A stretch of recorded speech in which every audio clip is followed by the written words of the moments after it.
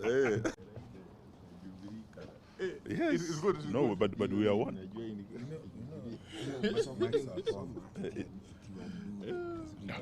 I'm told the mic is on.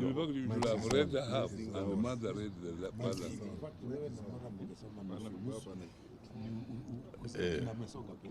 You can read half. Then mother. You can start, then I finish. No, you can do half, then I do the other half. Oh, the mic is on.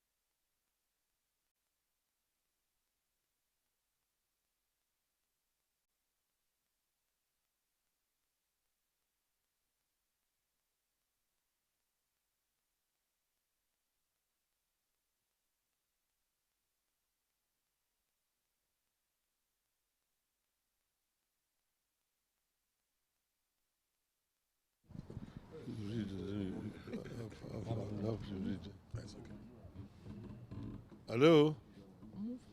You ready? Yeah, that's it. Huh? Okay. It was the first meeting of Azimio Summit this year. And as you can see, Azimio is all here, except Honorable Kalonzo Musyoka, who is out of the country. He's traveling to South Sudan today. That's why he's not here.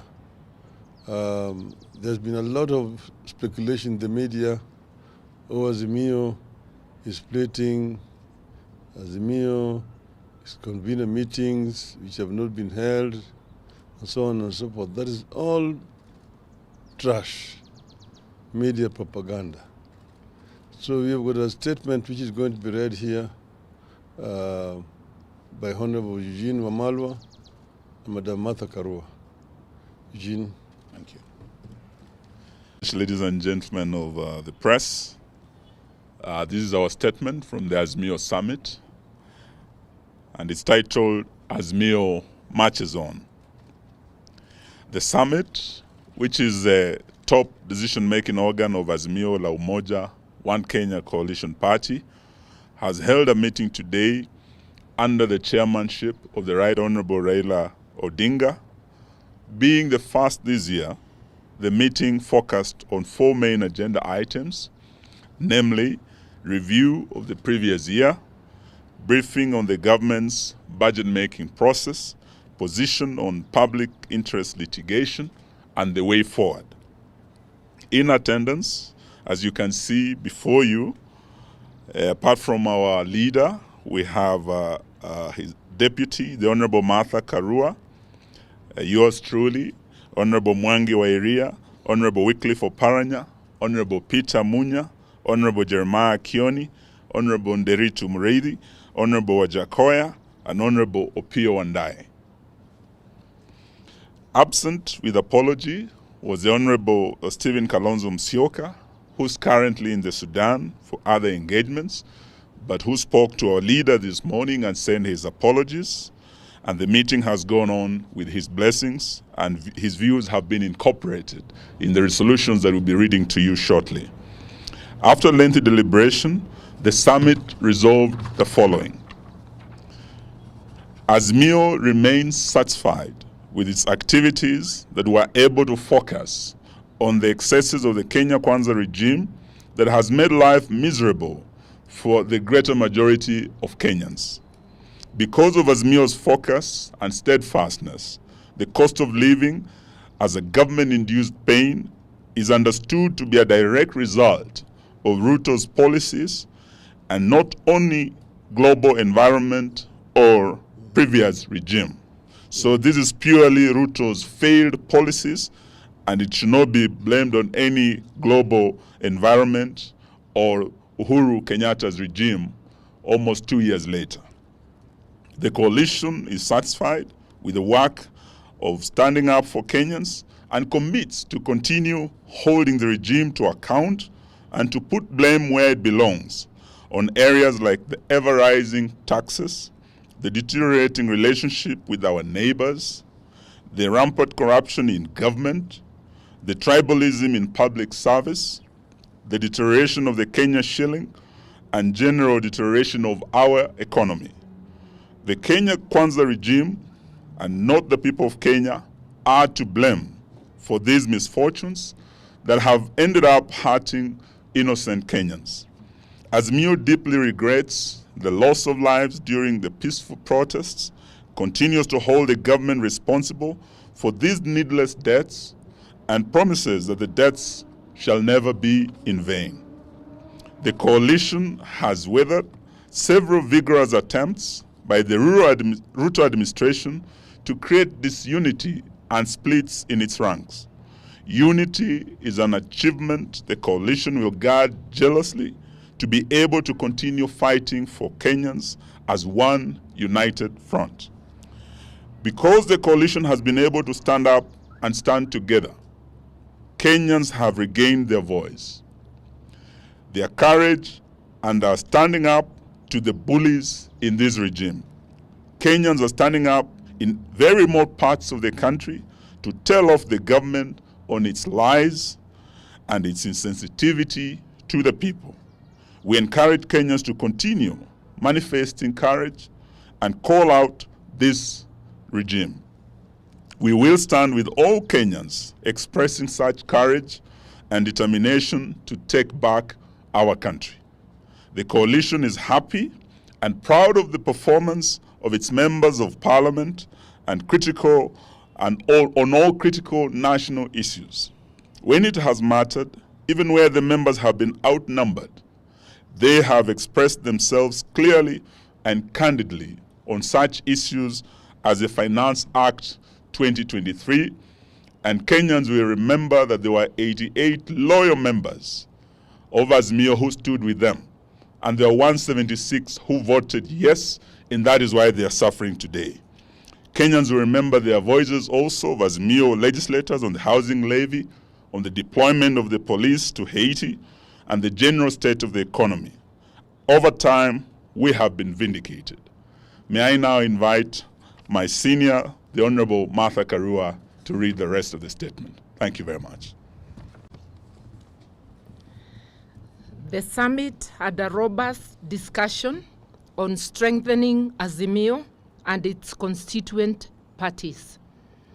The coalition partners have been able to agree on fundamental strategies and tactical positions. We agreed that the coalition is only as strong as its constituent parties. The summit, therefore, reaffirmed its commitment to the renewal and strengthening of all the constituent parties through various activities, including members' recruitment drives, delegates' conferences, PGs, and NEC meetings. All constituent parties have committed to pursuing a common program of action that addresses the challenges the country is going through, and that also help to advance and defend the gains of democracy. Azimio remains one and is here to stay, committed to shared values that include accountability, integrity, public participation, good governance, respect for the Constitution and rule of law, social justice, and non-discrimination. On public litigation, the summit agrees that the cases coming up under public interest litigation address fundamental concerns in which Kenyans feel overlooked, mistreated, and ignored by a regime steeped in impunity and unilateral actions. Some of the cases include the Jubilee Party case and the ruling by the Speaker of the National Assembly forming multiple parliamentary groups within this particular political party, that is Jubilee. This is a real threat to the foundations of our attempts to create a strong multi-party democracy. It threatens to return Kenya to a single-party era. The housing levy is a threat to livelihoods and incomes in the same way the plan to unilaterally sell public assets without the participation of the owners who are the people of Kenya. We will stand in solidarity with the petitioners in the public interest litigation cases on these issues. Azimio stands for the rule of law and supports the need for an independent and professional judiciary. Subsequently, we demand that the Kenya Kwanza regime must keep its hands off the judiciary. We take note of the support expressed by the United States government for the Ruto regime to appeal against the ruling on the deployment of police to Haiti. It is our hope that all parties shall respect the independence of the judiciary and that foreign interests will keep off our national affairs. Azimio remains on the way forward. Azimio remains extremely disturbed by the worsening cost of living, the ever-rising and reckless taxes by Zakayo, the collapsing national currency, the chaos in the education sector, the tribalism in public service, and the return of mega corruption. The summit has committed to seek other ways and means to press the regime to listen to the cries of the people. The litigation will only be one such avenue. Other ways are being worked on, whose ultimate goal is to force the regime to be sensitive to the tribulations of the people and to enable the people to take such steps as they may deem necessary, remembering that they have the residual power and sovereignty for the people to be able to rid themselves of this yoke put by the regime. Just like the donkey spoke to Balaam in the Bible, the donkey is now telling Zakayo, enough is enough. We thank you. Thank you very much. Thank you very much. Thank you. Thank you very much.